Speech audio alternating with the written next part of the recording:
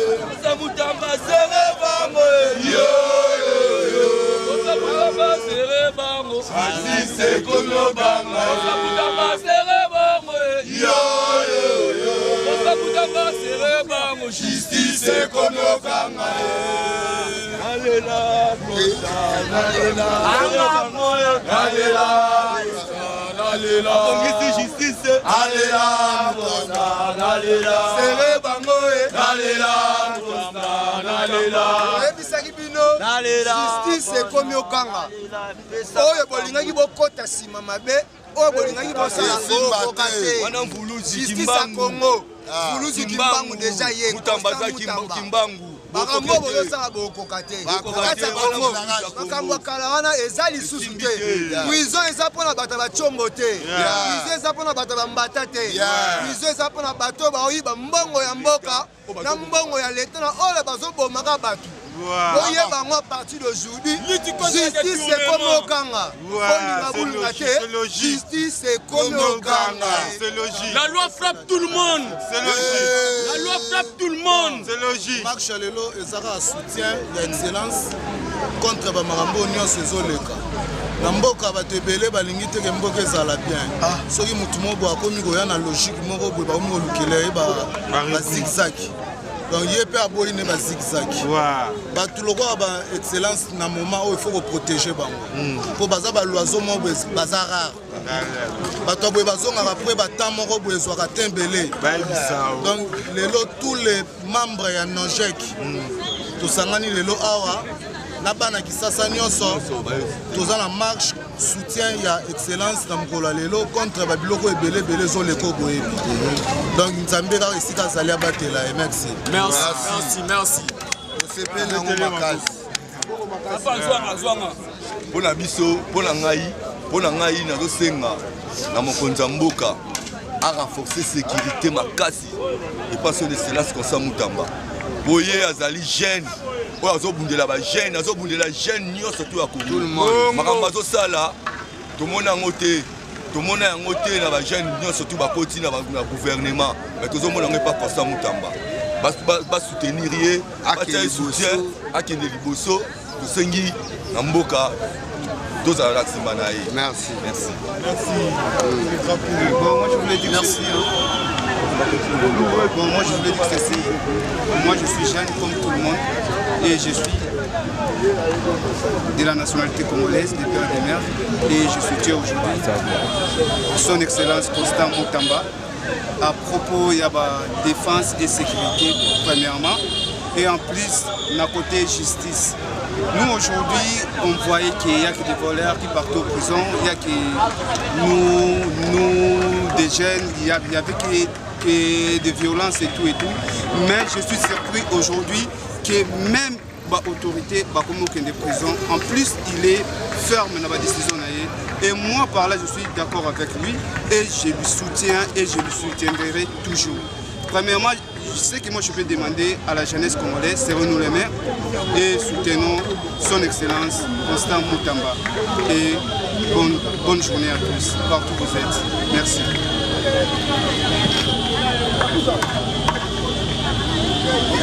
Premièrement, maintenant le Baboué, le peuple congolais a lingi Congolais. Bon, ceux qui m'ont ça la mabé, ne pas on ne va linga, va soutenir yé. Mouda do yiba, ado tonga, ado bongisa bien privé yé na famille na yé. Ne va pas mon malam, moutou yé na logique. Pour Congo et bonga, jeunesse sabi ce que liboso, bolingi était bolingi bonga yé. On peut célébrer l'homme, mais pour akufa, bon la biso, et ça toujours na sima ya bateau balinga konzara ka biso. Biso peuple congolais va jeune to siliki, to lobi, to tira be Constant Moutamba te pour simbi justice mboka la biso. La bien avec kana na autorité nyonso. Naza kana pour la ko supporter choc yote. Muto yo sa biso bolamo yo sunga mboka na biso. C'est amour la bien. Bilo bolingi bo tika ye akufa, kwa ke mboka biso to balolela souffrir nyonso. To boyi makambo oyo. J'aime mon pays, je soutiens Constant Moutamba. Toujours. Nos chèques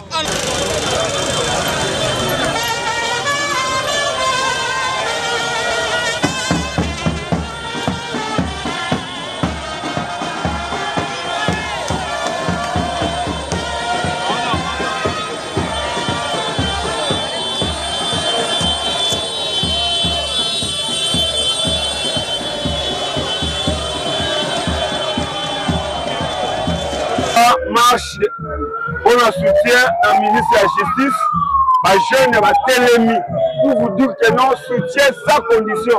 C'est-à-dire à travers Osala Moussala, de vos hommes à l'élo bilingue, Babimi, va soutenir le ministre de la Justice à travers Mambaba Poison.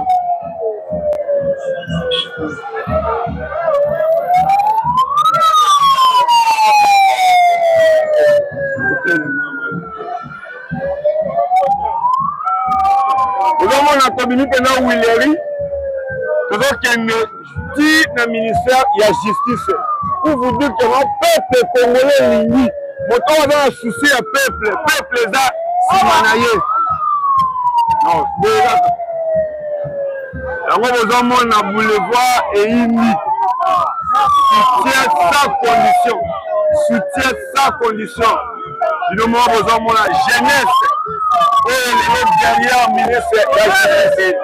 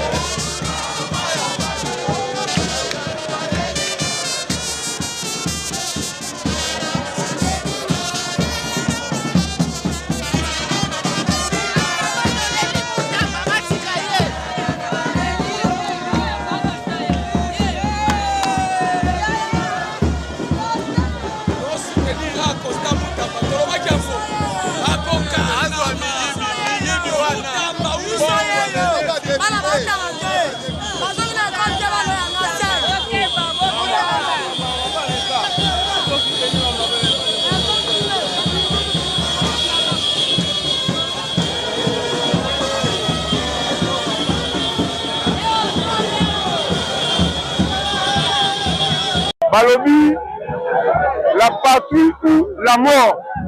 Yango bozomona awa bilenge penda batelemi on soutien na ministre na bango. Bilongo bozomona na banda ya mwana bola Moïse akosakana sikoyo na image. Sikoyo lelo bapesi parlement de vous réseau ute. Excellence, vous avez notre soutien total. Notre soutien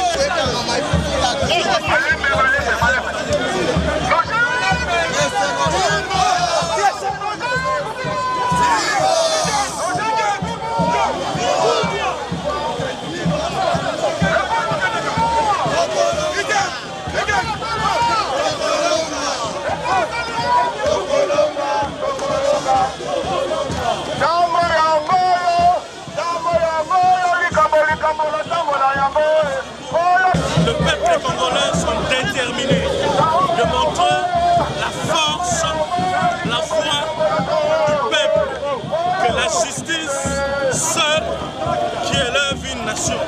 Alors nous, on veut montrer que nous sommes derrière le ministre d'État, le ministre de la Justice, Maître Constant Moutamba. Tous les efforts qu'il est en train de faire face à la justice, nous, la population congolaise, nous les soutenons. Voilà, nous le peuple congolais tous unis, nous sommes derrière Maître Constant Moutamba. Vous savez que Maître Constant Moutamba a cible pour la ligne. Les mafieux, ça la raison à Bango. Ça la raison pour la Kokanga, la République démocratique du Congo en otage. Aucun ministre a dénoncé Eloko. Le seul et l'unique ministre a dénoncé mafieux. Oh, ma salamaka. Oh, je sais mal à Congo. Maître Constant Moutamba.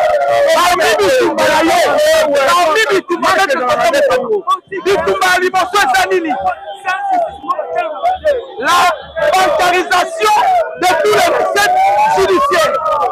Ailleurs, le but désormais, tous les recettes judiciaires, tous les cautions, et maintenant on paie Sama, et paye Yabanani, et paye la banque. Makangio, pour payer, il faut la banque. Alors, toutes ces personnes-là, Monique, Maître Constant Moutamba a commis danger permanent pour la Bango. Basali clique pour l'empoisonner. Biso Tolobi Boye. Nous sommes là pour soutenir Maître Constant Moutamba, ministre de la Justice et garde des Sceaux. Nous souhaitons vraiment diriger Sikazali. Nous mettre en garde par des députés nationaux. Dans l'intention de Bango. Il y a intention de Bango. Il y a pétition contre Maître Constant Moutamba. Maître Constant Moutamba pour rien. Le qui est un jeune chef de l'État le a confié un jeune. Confiance que dans le ministère de la Justice. Bino Batoubotiani Moutamba Pozo Toyebi Bino déjà quand le temps de dénoncer Bino. Et député donc Toyebi Bino Bokeba. Et beaucoup de biso dans la Bino. Et nous sommes beaucoup de disciples de motion de défiance. On peut destituer. C'est la Bino. Donc, il y a un message. Quoi qu'il te félicite, nous avons dit la Bino. L'entrée parlementaire, donc on a la Bino. Donc on a la Bino. Oh, Salamaka, Yambalo, Kozalasibo, Yamabe. Parce que c'est la justice qui est l'élimination. Les chefs de l'État, chaque jour, encore les lapins de justice. Les lois vont dire que la justice, Bino Yosa Mafia, la raison de Bino Boyokani. On va vous dire ça tout en bas. Mais voyez que 120 millions d'habitants, 120 millions d'habitants, le chef de l'État a choisi un jeune, il y a 36 ans, pour relever défi en justice. Mais les lois, Bino Makabubo, Kosala, Kosana Bino, Tokosina Nabino, Oya Tokuta Nabino, et l'homme Gambo Nabo Sabino, par député national, notre président Nabango, Oya bien que, Okokuta Nabino, Nanzela Nabino, Oya qui, Bino Oya Bake, Okuta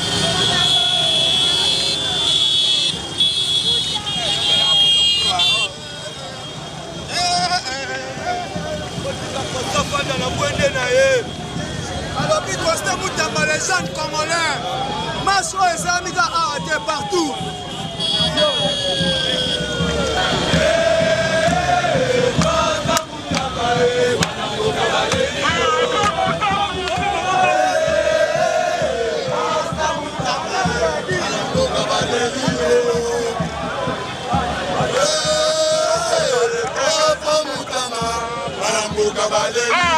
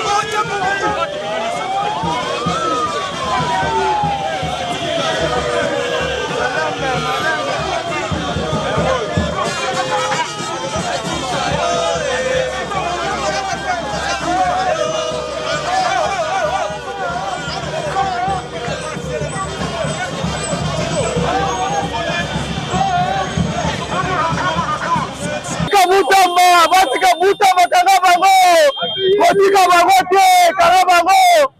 Komisa bango tina suka, ya sala musala. Tous les victimes. Donc, nous sommes en train de soutenir Constant Moutamba, le ministre de la Justice. C'est pour la toute première fois en RDC, la justice est à Mars. C'est la justice qui élève une nation. Donc, qu'on lui laisse de travailler tranquille et qu'on laisse tranquille de faire son travail. Je sais qu'il va arrêter tous les volets et il y aura un changement dans notre pays. Toujours. Gande Montara na ye Manyema, Crispin. Batika ye, wana mwana Fatibe. Beto alingaka na ye te. Na biso ba Congolais to linga na ye te. Botika Mutamba mwana muke. Bolingi boboma Mutamba pona nini? Bokoyoka musonge te. Wana musonge mabele.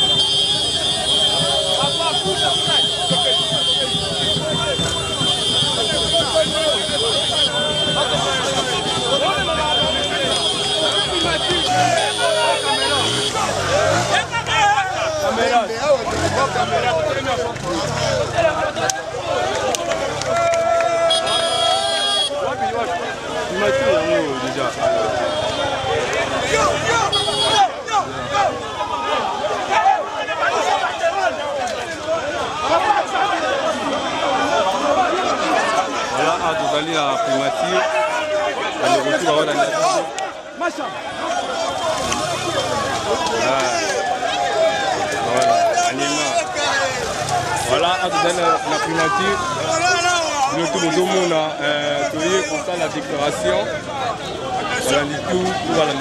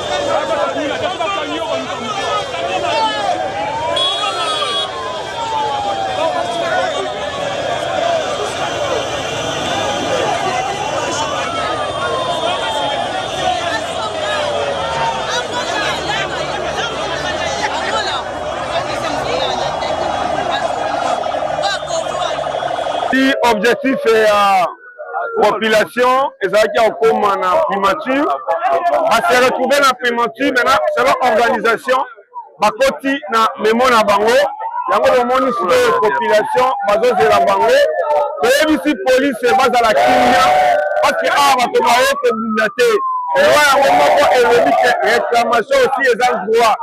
Constant Moutamba ministre, mais avec moi, poison et se retrouver dans le cabinet naïe, na mito todo ba journaliste, ba sali ebele baza na poison, naïe moko ministre baza na poison, yango population ba ekotuna, et pas numéro 1 à gouvernement, parce que jusque là silence et radio, qui aucune communication, et pas premier ministre ou aza numéro 1 à gouvernement.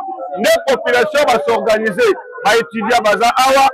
Ba association baza awa nde babandi marche na bango à partir ya terrain ya mama emo ti ba se retrouver na primature lisa sebeta gaz ebeta o biso tona bakoko na biso ok bakobeta pe boye pe zukorte c'est-à-dire nous sommes bien déterminés pour réclamer réclamation ya population nde bafutaka ba policier réclamation ya population nde bafutaka même ata ba ministre mais ya kokamwa moko ya ba ministre na kati ya gouvernement aza empoisonné pe na kati ya bato bazo accompagner musana na ye baza na poison mais lekeli biso toyoki aucun communiqué nde lelo population va s'organiser pona koya komona premier ministre comment na kati ya bana moko pe abeli mais toyoka ata sangote toyoka ata visite te yango lelo Etienne Tshisekedi aloba prenez-vous en charge. Génération na biso oyo nde tona Tshisekedi na triomphal nde lelo mwana na ye aza na pouvoir eza biso oyo nde totambola eza komba oyo balumumba babanda eza komba oyo bakasavubu babanda na banza keno lelo soko osali mabe lobi faut rendre compte yo pe lobi ntango kozala na kolemba relève ekozalaka epa babiso oyo yango bomoni bien epenge Fofana nalobaka toujours gardien du temple, c'est-à-dire Mokitani valable à mon amour qui Eliezer, mon accord le pango, abandon Salamarambo. Je me rappelle que la marche a libéré Peter Chani, comme la gaz awa, bande Kobaza pe awa. Lelo Eliezer Tambo député national, lelo epenge Fofana azolobela population. Qui est Costa Moutamba? Costa Moutamba a fruit à combat. Je me rappelle Nojek, chaque fois Emika Ezotonda, Costa Zozoa parole devant jeunesse. Qui est Costa Moutamba, président Yabetidia na IPC? Lelo Costa Moutamba se retrouve ministre de la justice. Si 54 ministres, combien de ministres va congolais baebi? Ministre des Affaires sociales, tu es biété. Ministre de la santé, tu es biété. Ministre du développement, tu es biété. Mais lelo Costa Moutamba, bazo nommé Lumumba. Qui est Lumumba? Lumumba banda makabona ba âge nini, ba trentaine. Costa se retrouve candidat président, candidat député na âge nini. Lelo eza musala na yende ezo ganga. OK? Comment ça on dit que l'autre tika moyibi ezo déranger bat? moko oza les esa koza moyibi oui balobi totika moyibi mais bato mosusu bazolela bazoganga mais yo bakangi yo na moyibi te bokende kofuta mbongo na banke bolingi te sikoyo mboka ekokende liboso pourquoi ngai nake Dubai mais namoni na Dubai soki bafuti yo paka kofuta na maboko ya mutu te okotia yango kaka na banke même ekosomba crédit okosomba yango na banke mais pourquoi na Congo baautorité na biso banda na premier ministre bavoyageaka mais pourquoi bolingi kozwa bareforme ya libanda bwana yango na Congo te toza na besoin ya baministre ya kovoyage te toza na besoin ya baministre oyo bakosalela bacongolais kosala ok mwana mboka Fofana Epenge porte-parole privé ya ndeko Eliezer Tambwe mwana ko lopango tomoni awa bakojuge baaction ya Constant Mutamba lokola ezali populiste ezali baaction moko boye ezali kotia nzube epai ya futur dauphin ya mokonzi ya mboka na 2028 bon jusque là dauphin abimi nanu te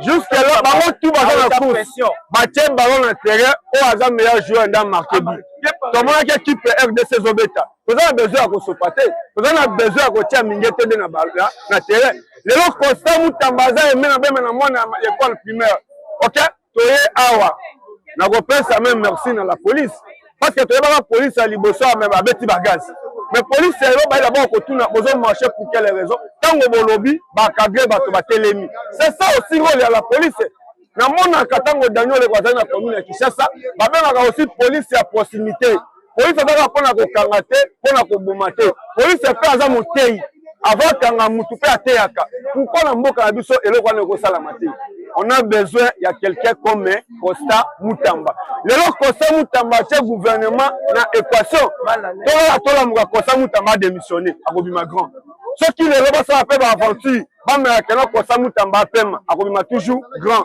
po toyebi na mboka na biso bato badémissionnaka te mais moi je te dis que Constant Mutamba a démissionné na onatra oreprendre excellence moko kosamba yebi Constant Mutamba très bien tant azo diriger onatra Constant Mutamba atelemela ye c'est-à-dire Constant Mutamba ngai na oui azalaki DG na onatra parce que ordonnance ya Constant Mutamba ima nzela mona ale atuna ake na SNEL Constant Mutamba ake na SNEL ake na onatra makama comment bazofuta bato ya onatra te mais chaque fois conseil na bango bafuta ma millions ok nda démissionnant allez demander que ça kumoko kosamba ayebi Constant Mutamba très bien ok c'est-à-dire parcours comment Constant Mutamba ezokende bien tolamuka Constant Mutamba asalaka document qui a démissionné le gouvernement oyo omona Kongola kotelema dernière question koloba nini par rapport ya réaction vous avez par rapport ya empoisonnement ya mwana mboka Constant Mutamba o lelo naza porte-parole ya gouvernement te eza bien kotuna premier ministre oyo toye kotala awa ok oyi biso topase jeunesse tuna komba ntango tokota na région certaine seke debele bakota te mpona lelo keno congolais to azala malamu pourquoi na kati ya gouvernement boza 50 membres mais moko asetrouve na poisson en dehors ya ye baétudiant oyo babi keno relève alobi eza jeunesse bajeune oyo bandimi kotravaille na Constant Mutamba basetrouve na poison ntango babi bango poison oyo bakende kocontrôle balobi ki yango non azosala populisme mais ntango police scientifique ebimisi poison na nouvelle technologie tomoni baappareil poison mais ye azwi poison comment ntango bayelie badocument ntango azofongola yango mpona kosigne nde azwi poison pourquoi premier ministre abengisi biso bapandisango aexplike biso te elo biso moko tozwi siko totelemi toyosela na 48 heures baexplike biso comment Constant Mutamba se retrouve na poison. Merci beaucoup. Bonjour. Bomoni ba Congolais nyonso baza réunis. Biso nyonso toye ko soutenir maître Constant Mutamba. D'abord, esengeli esala ba ministre mususu soni. Mona Congo na biso nde toza boye. On dit que Congolais ko bima ya soutenir ministre. Mais si les Congolais se sont mobilisés qu'il y a derrière maître Constant Mutamba, et ça par rapport il y a ba fouille, il y a Moussalo Azosal. Président Félix Azol est là. Justice est malade. Maître Constant Mutamba moi je suis le remède par excellence pour que cette justice malade soit guérie. Voilà comment les Congolais bisognos sont tous mobilisés, unanimes. Pour soutenir maître Constant Mutamba. Le président Félix a promis aux Congolais. Alors je ferai de la République démocratique du Congo l'Allemagne d'Afrique. ezalaki vision, ezalaki perspective d'avenir. Les chefs devaient être accompagnés dans le bateau pour que ce qu'il avait dit, que cela soit concrétisé. Président Félix Abandi, première quinquennat, Abandi Kolela. La justice est malade. La justice est malade. Le deuxième quinquennat à Mukontamboka a su jeune de 36 ans à pêcher bateau judiciaire. Yamboka Labiso. Bandeko, maître Constant Moutambaye. Alors, moi, je suis le remède par excellence pour que cette justice malade soit guérie de cette maladie. Il faut comprendre que Paul Kagame est à mon côté. Il y a Paul Kagame à l'est de la République et puis il y a Paul Kagame au sein de notre pays. Pour que le magistrat, ministre de la Justice n'a lancé opération sur la bancarisation de toutes les recettes judiciaires. Le magistrat va tomber. Constant Moutambaké à deuxième degré. Vous savez que nous avons qu'un seul magistrat suprême, c'est le président Félix. Mais dans le conseil supérieur, il y a magistrature, chef de l'État participe à rater. Maître Constant Moutambaké, Moukontamboka, c'est un piège. À quel côté il y a 4 projets à loi. Première loi, la loi portant l'organisation et le fonctionnement, il y a justice congolaise. Deuxième la loi sur le conseil supérieur de la magistrature. Troisième loi, la loi sur les barreaux. Quatrième la loi sur les statuts, il y a un magistrat. Un magistrat va s'engagner. Oh, va ça la marche. Donc, il y a un magistrat. Il na baba balobaka te baleki na ba émission balobi lelo yo maître Constant Mutamba va tester positif d'empoisonnement.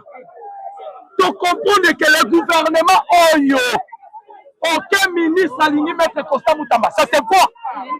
Tout le monde a un jour il y a façon présenter ma ministre baba ça la maître Constant Mutamba. Toyebi baba ça la maître Constant Mutamba. Alors nous comprenons aujourd'hui que l'on a aillé pour que cette maladie judiciaire, et si là, il est devenu un obstacle. Voilà les Congolais sont là pour se conscientiser, soutenir le maître Constant Mutamba, que na vision Oyotina Souka. Le Congolais a dit que notre justice est malade, comme le chef de l'État avait dit, cette maladie, et c'est ici là, justice est aussi, maladie est aussi là. Et aussi là. Alors, nous allons soutenir maître Constant Mutamba sur tout le plan. Nous allons faire l'appel dans les Congolais. Dernièrement, soi-disant, tout le monde va créer des koutani pour la motion de déchéance. Par rapport à l'évasion et ça mis dans la prison centrale de Makala. Heureusement que maître Constant Mutamba Azalaki absent. Il n'était pas dans la capitale. Toutes ces choses-là, tu comprends que les blocs, il y a des mafieux. Il y a beaucoup de mafieux. On va avoir la présence, il y a maître Constant Mutamba tant que ministre de la justice. Pendant que les sous un jeune de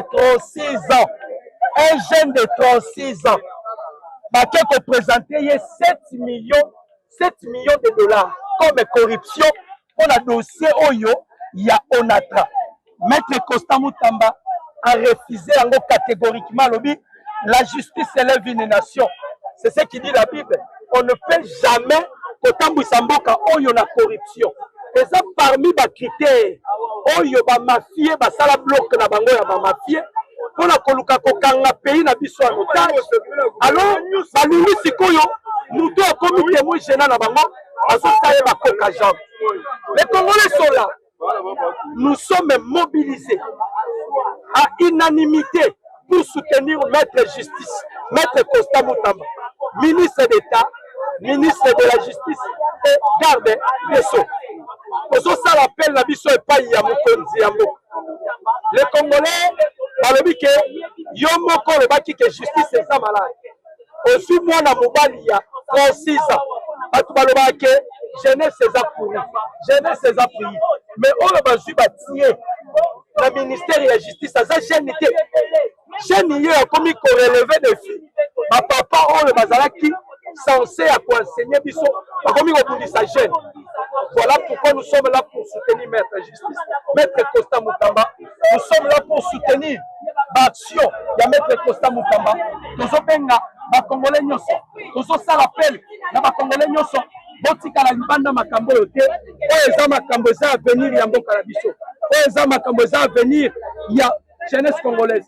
Nous devons nous tenir la main dans la main pour soutenir le ministre de la Justice et garde des Sceaux.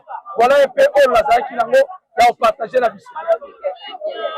À son Excellence Madame la Première ministre, chef du gouvernement. Message de la population congolaise à l'occasion de la marche pacifique de soutien à la politique aux actions de son Excellence Constant Moutamba Tungunga, ministre d'État, ministre de la Justice et garde des Sceaux.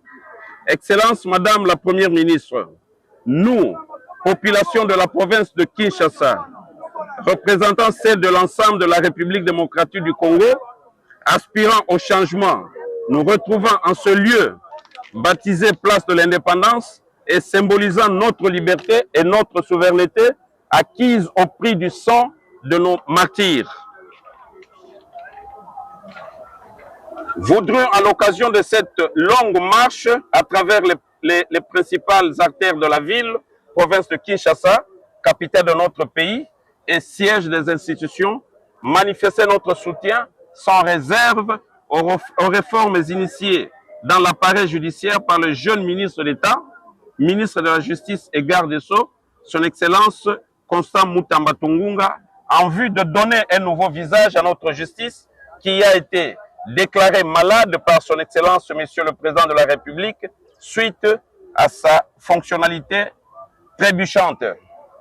Nous voudrions à cet effet rappeler à l'opinion tant nationale qu'internationale que l'article 1er de la Constitution de notre pays définit la République démocratique du Congo comme étant un état de droit et a imposé la justice comme premier principe de notre devise, et tous ceux de nos concitoyens qui tardent à orienter leur regard vers l'avenir pour se contenter de contempler le monde au rétroviseur devaient comprendre que la roue de l'histoire est déjà en marche pour asseoir au Congo un véritable état de droit. La justice dont on dit élève une nation n'est malheureusement pas à confondre avec ce que quelques-uns des Congolais, même ceux qui se disent instruits, pensent être du domaine exclusif du pouvoir judiciaire, celui-ci n'étant en réalité concerné dans ce vaste secteur par un seul petit volet, dire le droit, ce droit qui procède de l'arsenal des lois adoptées par le pouvoir législatif, ainsi que toute la touffe des actes réglementaires dont accouche le pouvoir exécutif, qui se sent mauvais, n'a donc que le devoir de se moucher. Le législatif conçoit et légifère. L'exécutif a mission d'organiser, de suivre et de contrôler l'exécution, tandis que le judiciaire n'intervient que quand il est saisi en cas de conflit avec la loi. Il revient à l'exécutif la charge de l'encadrement des hors-la-loi, des lois qui sont envoyées en pénitence. L'exécutif porte donc une lourde charge quant à la consolidation de la justice dans le pays, et même le judiciaire recourt à lui dès lors qu'il est constaté qu'il y a un certain couac dans la répartition de la justice sociale. La justice est donc un océan très vaste dans lequel tous les trois pouvoirs classiques se retrouvent et se complètent. Fait-il rappeler à la recommandation faite par le chef de l'État dans son discours d'investiture pour ce second mandat, le 21 janvier dernier, celle de rompre totalement avec le passé et d'opter tous pour un changement qui se veut radical, non comme celui qui se dépouille de sa première carcasse tout en gardant tout de sa nature, mais plutôt métamorphose comme celle de la grenouille ou du papillon pour faire de nous des hommes nouveaux, innovants, capables de nous adapter aux réformes profondes tant dans la mentalité que dans le comportement et l'agir. Malheur à ceux qui sont dans l'incapacité de saisir le train des réformes. Et ils seront plus malheureux qu'en voulant toujours rester dans l'archaïsme révolu à travers le jeu de coups bas, de la haine, des empoisonnements pour freiner son élan, et cette roue les écrasera et les réduira en poussière. Excellence, Madame la Première ministre, dans la liturgie catholique, nous tirons des termes latins comme vetustatem novitas, umbram fugat feritas, noctem lux elimat, comme pour dire l'ancien mode est remplacé par le nouveau mode. L'ombre fuit devant la lumière et la nuit s'évade devant le jour. Vous agissez dans la vision du chef de l'État avec l'appui de tout le peuple. Retenez que tous ceux qui se sont battus pour le changement ont eu d'énormes difficultés dans leur parcours, mais ils en sont sortis vainqueurs, car toute arme forgée contre l'évolution sera sans effet. Que vive la République démocratique du Congo, que vive le président Fachi Béton, que vive la première ministre, chef du gouvernement, que vive le crocodile Moutamba. Nous vous prions d'agréer, Excellence Madame la Première ministre, l'expression de notre sentiment patriotique. J'ai dit et je vous remercie.